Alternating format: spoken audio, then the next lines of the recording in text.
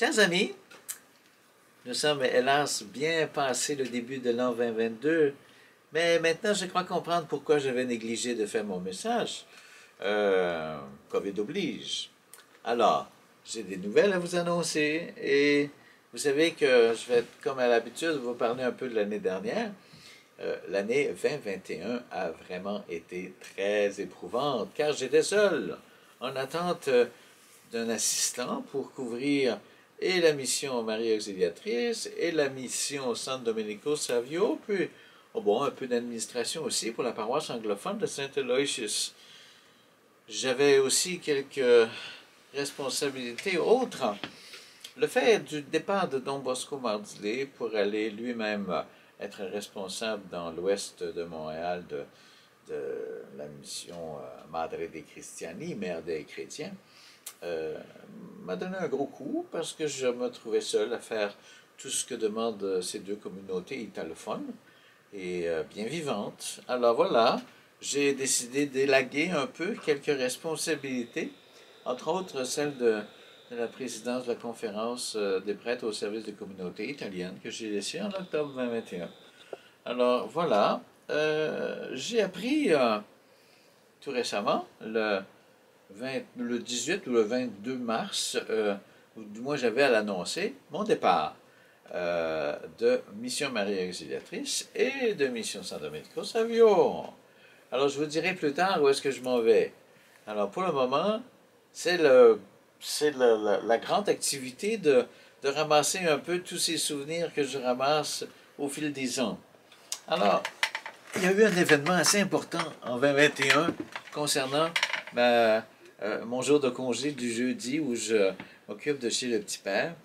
Une émission aux nouvelles de Radio-Canada, un certain 26 avril 2021, où j'avais une entrevue avec M. Patrice Roy, dans le cadre des émissions de Nouvelles du soir, où j'ai pu m'exprimer, on a visité l'atelier, et où je parlais d'avoir un besoin de lutin. Bien, imaginez-vous donc que ça s'est réalisé.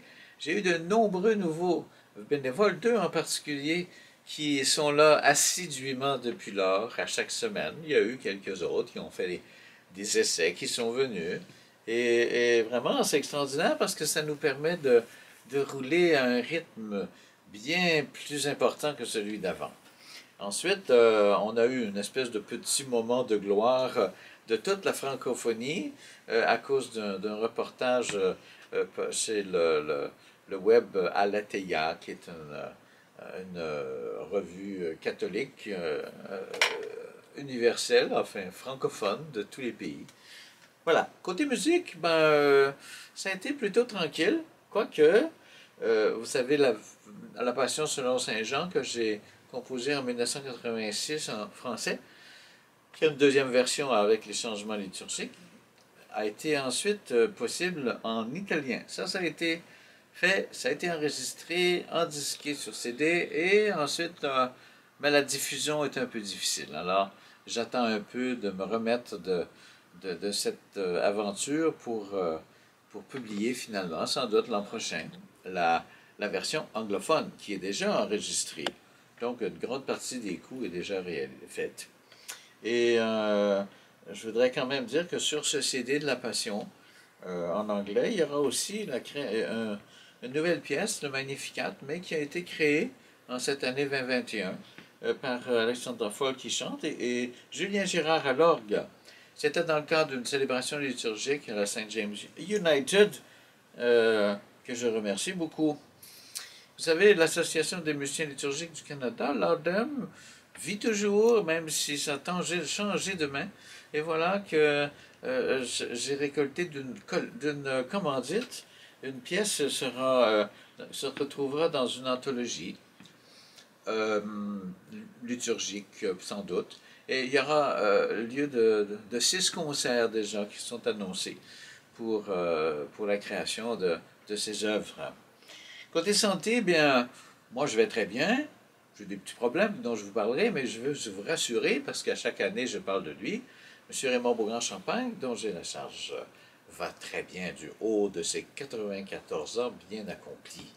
Et il avait même pu participer à mon grand jubilé. J'ai fait 25 ans de vie sacerdotale le 6 septembre et j'ai même été capable de le faire venir ici. Il était à la table de ceux qui collaborent au CHSLD Saint-Providence Saint-Joseph. Il y avait même Glenna Ferland qui m'avait accompagné dans quelques concerts qu'on avait fait l'année précédente, c'est-à-dire avant COVID. Tout a changé avec COVID. En parlant de COVID, justement, je l'ai eu moi aussi. Ça m'a donné droit à un beau congé de 10 jours en plein temps des fêtes. Du 18 décembre au 28 décembre, ouais, je célébrais là-haut dans la bibliothèque les messes tout seul, alors que c'était Noël, le jour de l'an, et puis toutes ces fêtes autour de la Nativité. Alors voilà, je suis en attente aussi d'une opération pour les deux yeux où les cataractes seront enlevées, ce qui me permettra de nouveau sortir le soir et pouvoir utiliser la voiture, parce que pour le moment, c'est vraiment pas possible. Le mouvement sacerdotal marial dont je m'occupe ici pour la francophonie du Canada célèbre 50 ans cette année. Et j'ai bon espoir, si la guerre le permet, de voyager et d'aller Fatima, où sera souligné le 50e anniversaire du mouvement. Voilà. Nous sommes le dimanche des Rameaux. Et alors à tous, vous savez que ce sont des jours très importants. Alors je vous souhaite à tous une montée fructueuse pour arriver à une très joyeuse Pâques à tous. Donc Palou et moi, on vous souhaite ça. Et on vous dit tout de suite le punch final. Palou et moi, nous déménageons. Nous allons nous retrouver à la paroisse Sainte-Catherine de Sienne dans Notre-Dame-de-Grâce. C'est donc dire passer du nord-est de l'île de Montréal vers le sud-ouest, où deux communautés, une communauté francophone, puisque c'est une paroisse francophone, et une communauté italienne qui y est attachée, se retrouvera avec Palou et moi pour, j'espère, un bon moment. Alors à tous, joyeuse Pâques et merci beaucoup. Pour me retrouver, il faut juste chercher, hein, vous savez, diocèse de Montréal, paroisse Sainte-Catherine de Sienne. Au revoir.